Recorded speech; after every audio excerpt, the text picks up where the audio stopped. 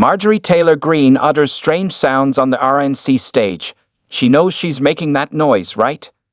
When Marjorie Taylor Greene isn't barking, she's uttering a string of sounds unknown to the human ear, as Jon Stewart noticed after watching her last night at the Republican National Convention.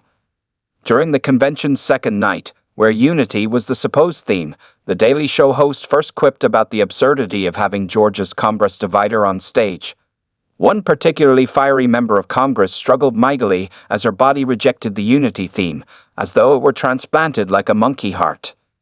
Stewart then pointed out how every line delivered by the Georgia Congress nut was followed by a strange, low-pitched, giggle, for lack of a better explanation. She knows she's making that noise, right? Stewart asked incredulously after playing clips of Marge's bizarre delivery.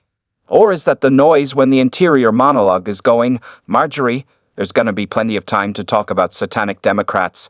Just keep it in, Marjorie, just..."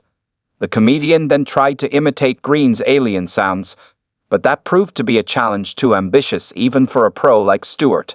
See video below, posted by The Daily Show.